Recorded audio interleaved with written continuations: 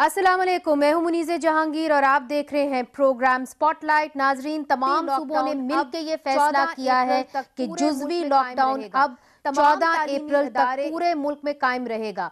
तमाम तालीमी इदारे 31 मई तक बंद हैं और यूनिवर्सिटीज़ भी बंद हैं। ये फैसला 16 मार्च को किया गया था कि यूनिवर्सिटीज़ के तालिब इल्मों को ऑनलाइन क्लासेस दी जाएंगी, मगर इस हवाले से बहुत से मुश्किलात सामने आ रहे हैं। तालिब इल्म जो हैं वो इसके पे एहतजाज कर रहे हैं कि कई इलाकों के अंदर उनके पास इंटरनेट तक रसाई नहीं है या कि इंटरनेट अच्छा नहीं है। आज़ाद जम्मू कश्मीर, गिलगित बल्तिस्तान और साबिक फाटा के कुछ इलाकों के अंदर 3G और 4G सर्विसेज अवेलेबल नहीं है, जबकि वजीरिस्तान के अंदर तो डेटा सर्विसेज भी अवेलेबल नहीं है। स्टूडेंट्स ने कैसे ये एहतजाज अपना सोशल मीडिया पे रिकॉर्ड किया है, आइए हम आपको दिखाते हैं। ऑनलाइन क्लासेस में जो हमें डिफिकल्टीज आती हैं, no face to face interaction, no self discipline, किसी का इंटरनेट तेज़ है, किसी का स्लो है और क्लास जैसे इन्वायरमेंट नहीं होता, कंसंट्रेशन हम सही दे नहीं पाते, कोई हमें व्हाट्सएप पे पढ़ा रहा है, कोई हमें गूगल क्लासरूम पे पढ़ा रहा है, एक प्रॉपर प्लेटफॉर्म नहीं दिया हुआ जिसमें हम पढ़ सकें। ऑनलाइन एजुकेशन सिस्टम की वजह से काफ़ी कन्फ्यूजन हो रही है स्टूडेंट्स को। उसके अलावा काफ़ी स्टूडेंट्स ऐसे हैं जिनके पास इंटरनेट एक्सेस ही नहीं है और इससे बेहतर है कि हमें सेमेस्टर ब्रेक दी जाए, क्योंकि ये हमारे जीपीए को भी इफेक्ट करेगा। सामने आ रहे हैं तालिब इल्म जो है वो इसके पे इंटरनेट का बहुत ही प्रॉब्लम है। क्लासेस के टाइम पे मैं 3-4 किलोमीटर चल के कहीं जगह पे जाता हूँ जहाँ सिग्नल आता हो इंटरनेट का, और इधर 2G चलता है, बहुत ही स्लो है और व्हाट्सएप का स्टेटस ही शो नहीं होता है। इसलिए ऑनलाइन क्लासेस का मुझे मेरे पढ़ाई को बहुत ही बुरा असर पड़ा है। ये मैं रिक्वेस्ट करता हूँ ये ऑनलाइन क्लासेस ये बंद होना चाहिए। लैंडलाइन का भी जो इंटरनेट है वो इंतहाई घटिया क्वालिटी का है, उससे नहीं हो सकता यूनिवर्सिटी का काम। लिहाजा सारे स्टूडेंट्स भी यही चाह रहे हैं और मैं भी ज़ाती तौर पर हुकूमत से मुतालबा करता हूँ कि वबा से निपटने के साथ साथ हमारे यहाँ पे इंटरनेट भी बहाल कराया जाए। 4G का जो सालों से हमें नहीं फराहम किया जा रहा, जो हमारा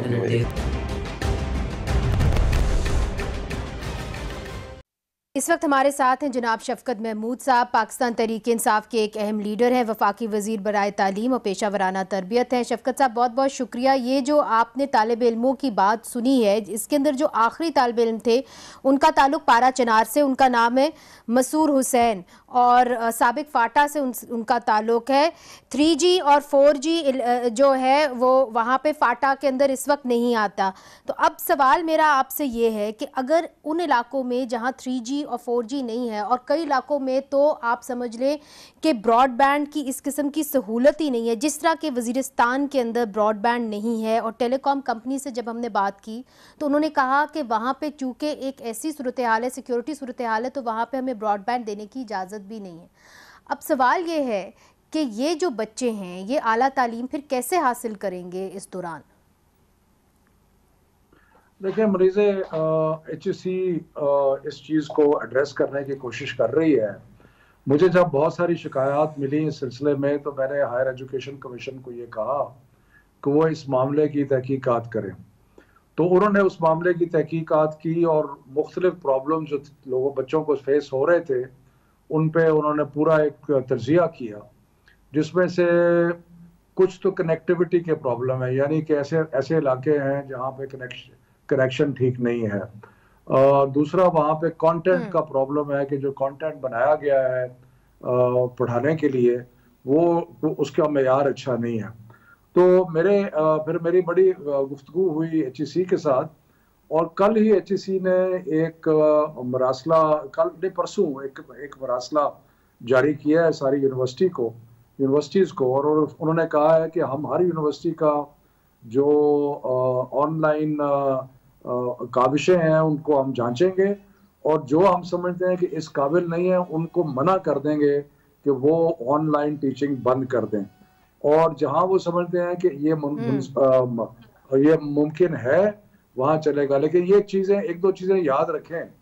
बात यह है कि अभी तो हमने यूनिवर्सिटीज़ बंद की हैं 31 मई तक, लेकिन कोई पता नहीं है, हो सकता है और 2-3 महीने जाना पड़े। अल्लाह करे कि ये मामला जून तक हल हो जाए, लेकिन अगर ये मामला जून तक हल ना हुआ तो फिर हो सकता है 2-3 महीने और जाना पड़े। तो इसलिए बच्चों को एंगेज रखना ज़रूरी है, और यूनिवर्सिटीज़ इस सिलसिले से कोशिश कर रही हैं, और लेकिन मैंने HEC से रिक्वेस्ट की है कि जो शिकायत आ रही हैं उनको स्टडी करें और उनका अजाला करें। मगर शफकत महमूद साहब, बात असल में ये है कि HEC कर भी क्या सकती है, इसलिए चूंकि सवाल ये उठता है आज़ाद जम्मू कश्मीर जहाँ पे हम हमेशा ये एग्जांपल देखते हैं कि वो बड़ा अच्छे तरीके से रह रहे हैं, वहाँ पे 3G सर्विसेज नहीं है, 4G सर्विसेज नहीं है। आप यकीन करें कि जब वहाँ पे ज़लज़ला आया था तो हमें वहाँ पे जाके जब हम वहाँ से रिपोर्टिंग कर रहे थे तो बहुत ज़्यादा जो लोग थे वो इसलिए फंसे हुए थे चूँकि उनके पास मोबाइल फ़ोन की सहूलत जिस तरह बाकी पाकिस्तान में आ गई थी उनके पास नहीं थी। और उस ज़लज़ले के बाद जब इतना बड़ा सानिया हुआ तो उसके बाद फिर वहां पे मोबाइल सर्विसेज, दीगर जो प्राइवेट मोबाइल सर्विसेज हैं वो आई। अब वहां पे सूरत हाल ये है कि वहां पे 3G सर्विस अवेलेबल आसानी से नहीं है, 4G सर्विस नहीं है, फिर साबिक फाटा के जितने भी इलाके हैं, पसमानदा इलाका है, उनके पास नहीं है। जब हम फ़ोन कंपनीज को फ़ोन करते हैं तो वो कहते हैं कि जी कई जगहों पे तो हमें अलाउड ही ये नहीं है, जिस तरह कि वो वज़ीरिस्तान का एग्जाम्पल देते हैं। और मैं आपको बिलखसूस बताती चली जाऊँ कि यूनिवर्सल सर्विस फ्रंट ने एक कॉन्ट्रैक्ट दिया था 258 मिलियन का जैज़ को, मगर जैज़ ने हमें बताया कि हम वहाँ पे इसलिए काम नहीं कर सकते क्योंकि हमें हुकूमत ने कहा है कि सिक्योरिटी कंसर्न्स हैं। अब सवाल ये है कि जिस मरले में हम दाखिल हो रहे हैं वहाँ पे इंटरनेट सर्विस तो एक बुनियादी हक होगा अगर आपने तालीम हासिल करनी है, तो ये तो आपको एक बड़े पैमाने पे फैसला करना होगा ना जी कि हमें 3G सर्विसेज इधर देनी है, हमने अलाउ करना है मोबाइल सर्विसेज को कि वो वहाँ जाएँ और ये सर्विसेज दें। बहुत लंबा आपने सवाल तबसरा कर दिया। मसाइल बहुत ज्यादा है शफकत साहब, क्या करें। तबसरा बहुत ही लंबा किया आपने। बात यह है कि इस वक्त पाकिस्तान में 205 या 6 यूनिवर्सिटीज़ हैं। हर यूनिवर्सिटीज़ का जो एरिया है उसके सर्कमस्टांसेस अपनी नौयत के हैं। आपने आज़ाद कश्मीर की बात की, यकीनन आज़ाद कश्मीर में और फाटा में अपनी नौयत के प्रॉब्लम्स हैं, और पंजाब यूनिवर्सिटी जो लाहौर में है उसके अपने मुख्तलिफ किस्म के प्रॉब्लम्स हैं, कराची यूनिवर्सिटी के अपने प्रॉब्लम्स हैं। सो इसको जनरलाइज नहीं किया जा सकता कि सबके एक जैसे प्रॉब्लम नहीं है। हर यूनिवर्सिटी जो है उसके अपने अपने पेक्यूलियर प्रॉब्लम्स हैं। अब जो हम लोग जो फेडरल मिनिस्ट्री ऑफ एजुकेशन है, हम तो सिर्फ एक रेगुलेटर का रोल प्ले कर रहे हैं, और हम यूनिवर्सिटीज़ को ये कह रहे हैं कि अगर तो आप इंटरनेट के ज़रिए और बाकी फैसिलिटीज़ ऐसी हैं कि आप ये तालीम आसानी से दे सकते हैं। और HEC ने एक पूरा एक सर्कुलर जारी किया है कि वो उस हर यूनिवर्सिटी के मेयार को देखेंगे और जज करेंगे, और वो जहाँ समझते हैं नहीं, कि वो ये बात मैं आपकी समझ गई हूँ, वो बात मैं आपकी जरूर समझ गई हूँ, मगर ये एक यूनिवर्सिटीज का तो मसला नहीं ना कि वहाँ पे कंपनीज ही नहीं जा सकती। ये तो हुकूमती एक पॉलिसी है जो शायद आपको बड़े पैमाने पे, वफाक के पैमाने पे बदलनी हो ताकि इनकी सहूलत हो सके। देखिए 205 यूनिवर्सिटीज के अंदर से चंद यूनिवर्सिटीज ऐसी जगह पे है जहाँ पे इंटरनेट जो है उसकी प्रॉब्लम ज्यादा है, कहीं है कम है। बहुत सारे शहरों में इंटरनेट की प्रॉब्लम नहीं है। मैं सिर्फ जो आपको कहने की कोशिश जरूर, कर मगर शफकत साहब आपको खुद पता है कि पंजाब यूनिवर्सिटी में कितने बच्चे बलोचिस्तान से आते हैं, खुजदार से आते हैं, वजीरिस्तान से आते हैं। बात तालिब इल्मों की है, यूनिवर्सिटीज के एरिया की नहीं है। आपने सवाल यूनिवर्सिटी से, ऑनलाइन टीचिंग यूनिवर्सिटीज में हो रही है, आपको शायद इस चीज का इल्म नहीं है। ये जो ऑनलाइन टीचिंग के बारे में नहीं, मैं तो उन क्लासेस की बात कर रही हूँ जो लोग अपने घर के अंदर बैठ के ऑनलाइन क्लासेस ले रहे हैं, और उनको कहा जा रहा है कि आप ऑनलाइन क्लासेस आप घर से बैठ के भी ले सकते हैं। उसकी भी मैं उन्हीं की बात कर रहा हूँ मोहतरमा, मैं उन्हीं की बात कर रहा हूँ। मैंने ये कहा है कि जो ऑनलाइन ले सकते हैं वो बलूचिस्तान में हो गया, AJK में हो गया, फाटा में हो गया, कई ऐसे एरियाज होंगे जहाँ पे प्रॉब्लम होगी। मैं तो एजुकेशन के पॉइंट ऑफ व्यू से कर रहा हूँ। हम तो कोशिश कर रहे हैं तालीम देने की। आप ऐसे लगता है आर्ग्यू कर रही हैं कि तालीम देनी बंद कर दें। देखें, कोशिश ये है कि नहीं, खुदा ना खास्ता देखिए, हम ये चाह रहे हैं कि सबके पास रसाई हो। और हमने बहुत सारे स्टूडेंट्स का इंटरव्यू किया है जो कहते हैं कि जी हमें बहुत दूर जाना पड़ता है अपने घर से एक ऑनलाइन क्लास लेने के लिए, इसलिए चूंकि हमारे इलाके के अंदर वो फैसिलिटी नहीं है, इसलिए हमें उतना ही रेंट पड़ जाता है। और फिर हम जब एक जगह से दूसरी जगह सफ़र करते हैं तो हम कई जगहों पे अपने आप को एक्सपोज करते हैं कोविड-19 के वायरस से। तो ये जो मुतालबे हैं ये स्टूडेंट्स कर रहे हैं, ये एक ट्रेंड शफकत साहब इंटरनेट के ऊपर वायरल हुआ है, आप उसको देखिए। वो आपसे इल्तिजा कर रहे हैं कि जो इंटरनेट की फैसिलिटी है उसको आम करें, सबके लिए करें। देखें जी, इंटरनेट की फैसिलिटी आम होनी चाहिए, हर जगह होनी चाहिए, उसका फुटप्रिंट बहुत बेहतर होना चाहिए। मैं मिनिस्ट्री ऑफ आईटी जो आईटी है उनको हम कहते रहते हैं पहले से बहुत बेहतर है। बेशुमार इलाके ऐसे हैं जहाँ पे पहले इंटरनेट नहीं था, वहाँ पे अब इंटरनेट मौजूद है। लेकिन मैं ये कह रहा हूँ कि जहाँ तक वज़ारत तालीम का ताल्लुक है, हम कोशिश कर रहे हैं और हमने यूनिवर्सिटीज़ को, सरों को ये हिदायत की है कि आप एक तो अपने ऑनलाइन टीचिंग के मयार को बेहतर करें, और दूसरा ये कि आप अगर नहीं कर सकते या अगर फुटप्रिंट नहीं है और बच्चों को प्रॉब्लम हो रही है तो वहाँ बंद कर दें। उस सिलसिले में एक लंबी चौड़ी जो एक मरासला जो है वो हायर एजुकेशन कमीशन ने जारी किया है इस चीज़ को एक्सप्लेन करने के लिए।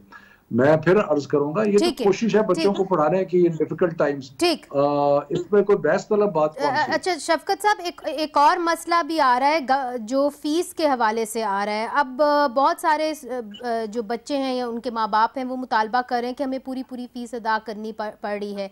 फिर हम जब एजुकेशन इंस्टीट्यूशन से बात करते हैं तो वो कहते हैं कि अगर हम ये फीस उनसे नहीं लेंगे तो फिर हमें टीचरों की जो तनख्वाह है उसे काटना पड़ेगा। तो अब हुकूमत इस मामले में क्या करेगी, चूंकि एक तरफ बच्चे हैं मगर दूसरी तरफ टीचर्स भी तो हैं?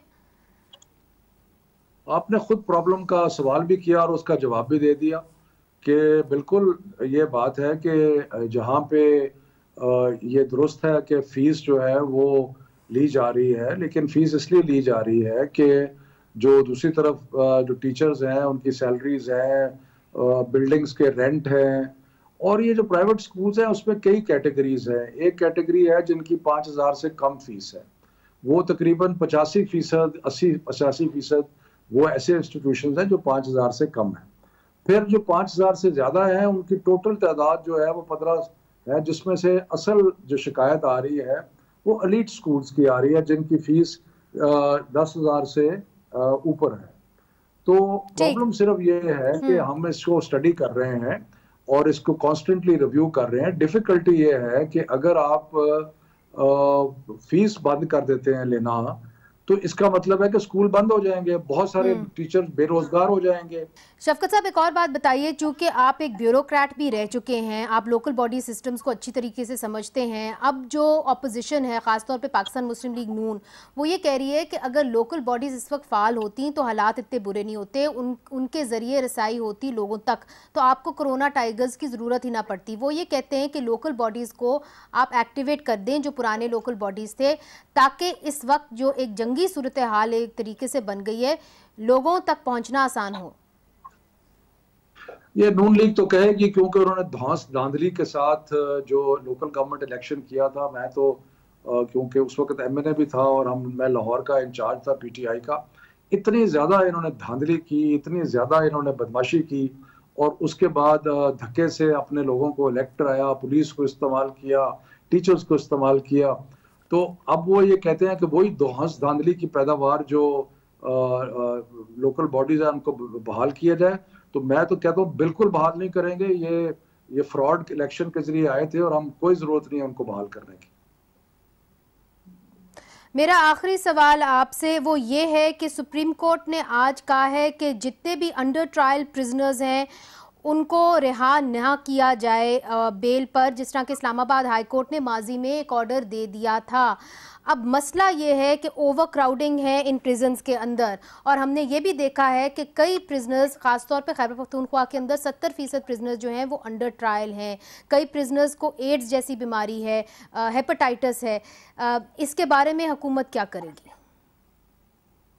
देखिए जी, जो हुकूमत के लिए हुकूमत तो बिल्कुल सुप्रीम कोर्ट का ऑर्डर फॉलो करेगी और जो ऑर्डर है उसके मुताबिक चलेगी। हम सुप्रीम कोर्ट के ऑर्डर की खिलाफ वर्जी नहीं कर सकते।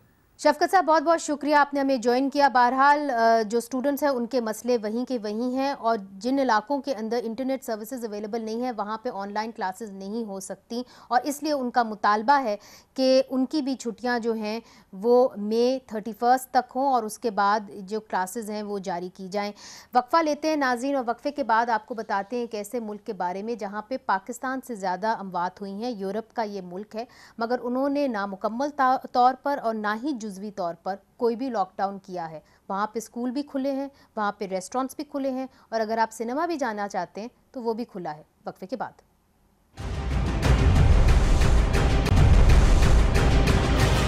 वेलकम बैक नाजरीन। अब हम आपको बताते हैं एक ऐसे मुल्क के बारे में जहां पर कोविड-19 से मुतासरा अफराद की तादाद 4500 हो गई है और 180 अमवात हैं, मगर उस मुल्क ने ना ही रेस्टोरेंट्स बंद किए, ना ही स्कूल्स बंद किए, और अगर आप सिनेमा घर भी जाना चाहते हैं तो वो भी आप जा सकते हैं। ये मुल्क है स्वीडन। हम जानेंगे इस रिपोर्ट के अंदर कि ये स्वीडन ने क्यों किया। वहाँ पे ना ही कोई जुज़वी लॉकडाउन है और ना ही कोई मुकम्मल लॉकडाउन है। हम बात फिर करेंगे पाकिस्तान में स्वीडन की सफ़ीर एम्बेसडर इंग्रिड जोहानसन से।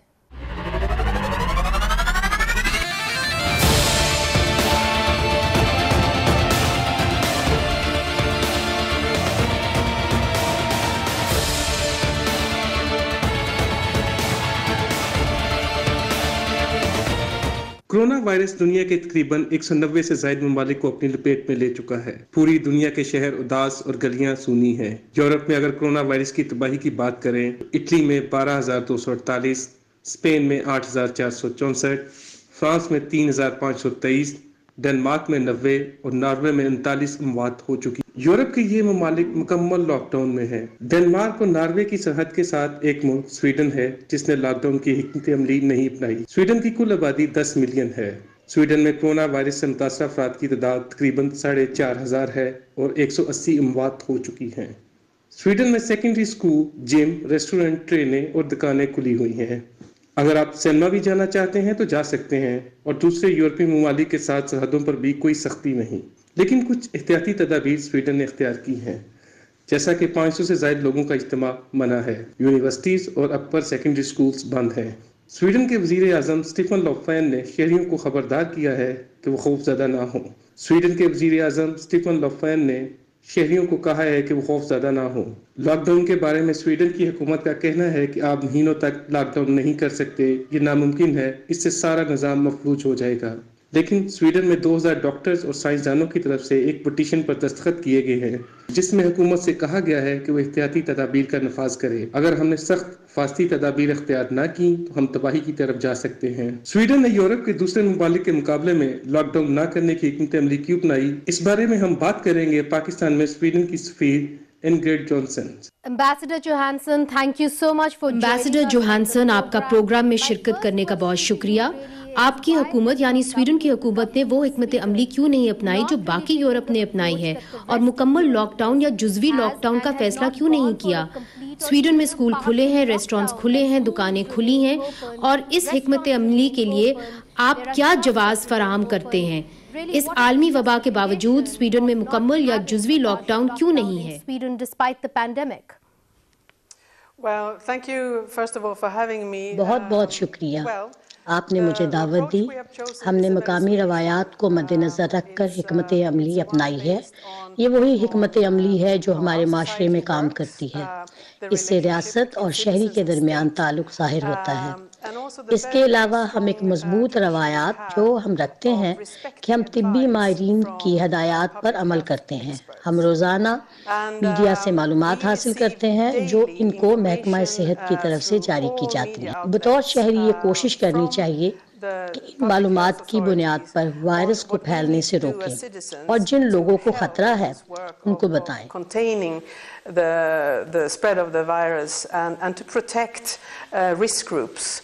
So the approach is slightly different. हिकमत अमली जरा सी मुख्तलिफ है। ये हिकमत अमली माजी के तजर्बे को मद्देनजर रखकर अपनाई गई है और इस बात का सबूत है कि क्या मुफीद है और क्या मुफीद नहीं है। बड़ी सादा सी बात है कि आप कह सकते हैं कि हमारी तरजीह है कि वायरस से नहीं लड़ना है, मगर हमारे जिन लोगों को वायरस से खतरा है उनको बताना है। ये वो लोग हैं जिनकी उम्र ज्यादा है। दूसरा, इस बात का ख्याल रखना है कि वायरस तेजी से ना फैले। कहीं ऐसा ना हो कि अस्पताल इंतजामिया इसको ना संभाल सके। Sort of pace than what the health authorities and the hospitals can cope with. हमारा यकीन है कि हमें इस वबा से निपटने के लिए महीने लग सकते हैं, इसलिए वो तदाबीर इख्तियार करें जो देर पा हों। मैं इस शोबे में एक आम शहरी हूँ और मेरे पास मेडिकल के शोबे का कोई तजर्बा भी नहीं है, लेकिन बतौर शहरी मुझे जो हदायत मिल रही हैं कि मुझे अपनी खुराक का ख्याल रखना है, मुझे अपने हाथ धोने हैं, मुझे ना सिर्फ अपने आप को वायरस से बचाने के लिए एहतियात से काम लेना पड़ेगा, बल्कि उन लोगों को भी बताना है जो मेरे इर्द गिर्द हैं और जिनको इस वायरस से शदीद खतरा है, और मैं ये समाजी दूरी का रवैया अपना कर एम्बेसडर, मैंने जब आपसे इंटरव्यू की दरख्वास्त की तो आप स्टूडियोज में भी आने के लिए तैयार थी, जबकि काफी लोग हमारे स्टूडियोज को अवॉइड कर रहे हैं। जब आप समाजी दूरी की बात करती हैं तो इसका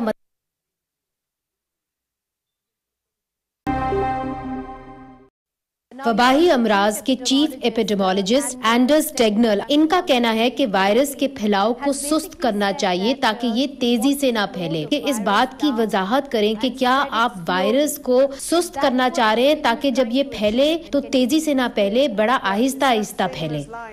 जी बिल्कुल, हम वायरस से होने वाले नुकसानात को कम करना चाहते हैं। स्वीडन और दूसरी जगहों पर लोगों को ये यकीन है कि वायरस रहेगा। हमसे बहुत सारे इस वायरस का शिकार होंगे, लेकिन असल में हम सबको रिस्क ग्रुप को महफूज करना है।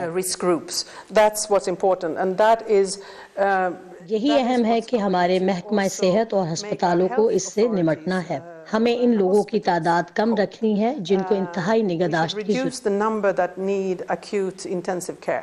ये थी एम्बेसडर इंग्रिड जोहानसन जो हमारे से खुसूसी गुफ्तगू कर रही थी। अब छोटा सा वक्फा लेते हैं और वक्फे के बाद फिर से हाजिर होते हैं। वेलकम बैक नाजरीन। आज पाकिस्तान मुस्लिम लीग नून ने एक अहम प्रेस कॉन्फ्रेंस की और उसके अंदर पाकिस्तान मुस्लिम लीग नून के रहनुमा डॉक्टर मुसद्दिक मलिक साहब ने कहा कि अगले एक महीने के अंदर कोविड-19 पॉजिटिव केसेस जो हैं वो तकरीबन 1 लाख तक जा पहुंचेंगे। उन्होंने ये फैसला कैसे कर लिया, ये इस नंबर के ऊपर कैसे पहुंचे, आज हमने उनको दावत दी है और बहुत कम लोग ये जानते हैं कि मुसद्दिक मलिक साहब ने PhD की हुई है health care policy and administration में। मुसद्दिक मलिक साहब, 1 लाख तक लोग मुतासिर हो सकते हैं अगले एक महीने में, आप इस नंबर तक कैसे पहुंचे? देखिए, मैं आपको कोई कॉम्प्लेक्स एल्गोरिथम तो नहीं बताऊंगा कि एपिडेमियोलॉजिकल मॉडलिंग कैसे हुई है, लेकिन मैं आपको ये बताऊंगा कि आप सिंपल चीजें जहन में रखें कि जब चीन के अंदर ये वबा फैलने लगी तो हर 3 दिन में तिगना हो रहा था वहां पे इन्फेक्शन का रेट, हर 3 दिन बाद तिगना हो जाता था। और इस वक्त इंग्लिस्तान में, फ्रांस में और इटली में हर 3 दिन में दुगना हो रहा है इन्फेक्शन का रेट, और स्पेन में हर 3 दिन में तिगना हो रहा है इन्फेक्शन का रेट। पाकिस्तान का जो पहले 10-15 दिन का डेटा है उसमें हर 3 दिन के अंदर पाकिस्तान की इन्फेक्शन 2.5 गुना बढ़ रही थी। यानी अगर आज 1 है तो 3 दिन के बाद 2.5 लोग जो हैं वो इन्फेक्टेड होंगे। तो अगर आप इस एल्गोरिथम को आप मगर मुसद्दिक साहब, आज तो 2012 लोग जो हैं वो अफेक्टेड हैं, 2012 कंफर्म्ड केसेस हैं, 2112। ये आप बिल्कुल ठीक कह रही हैं। अगर कल आप टेस्टिंग 0 कर दें तो कुछ दिन में ये 0 हो जाएगा नंबर। ये तो डिपेंड करता है कि आप कितने टेस्ट कर रहे हैं। अगर एक मुल्क, कोई कोरिया या कोई भी मुल्क अगर 3 लाख लोगों को टेस्ट कर रहा है या कोई 1.5 लाख लोगों को या 1 लाख लोगों को कर रहा है और आप 14 या 18 हज़ार लोगों को टेस्ट कर रहे हैं तो ऑब्वियसली आपके नंबर तो नीचे ही आएंगे। तो मैं आपको इस टेस्ट को, आपकी बात को आगे बढ़ाने के लिए कहता हूं कि कल से आप टेस्टिंग बंद कर दें बिल्कुल, तो ये 0 पे आ जाएगा जी। तो असल बात तो ये है कि समझ गई, मगर आप ये कह रहे हैं कि चूंकि इस तरीके से वो मल्टीप्लाई किए हैं तो जिस तरीके से आप अपनी मैथमेटिक्स कर रहे हैं उस तरीके से हम 1 लाख तक पहुंच सकते हैं 1 महीने के अंदर अंदर। जी, मैं जो दूसरी बात जो ज़्यादा अहम करना चाहता हूँ वो ये है कि अगर हमने जिस चीज़ को हम लॉकडाउन कह रहे हैं, जिस पे बड़ी अजीबोगरीब तकरार चल रही है, जिसकी कोई गुंजाइश नहीं है, पूरी दुनिया का जो हमें एक्सपीरियंस है वो यही बता रहा है कि माँ सिवा लॉकडाउन के और कोई चारा नहीं है। मैं आपको ये कह रहा हूँ कि अगर हमने लॉकडाउन नहीं किया, जो हमने किया हुआ है, इस्लामाबाद में लॉकडाउन है, कराची में लॉकडाउन है, लाहौर में लॉकडाउन है, पिंडी में लॉकडाउन है, लेकिन अगर हम ये ना करते या हम ये लॉकडाउन ना करें तो फिर ये तादाद मिलियंस में जा सकती है और बहुत दिनों में मिलियंस में नहीं जा सकती। ये आपको अगले महीने के यानी अप्रैल में नहीं, मई के अंदर ये मिलियंस में जा सकती थी। तो ये अच्छा हुआ है जो लॉकडाउन हुआ है, इसको ज़्यादा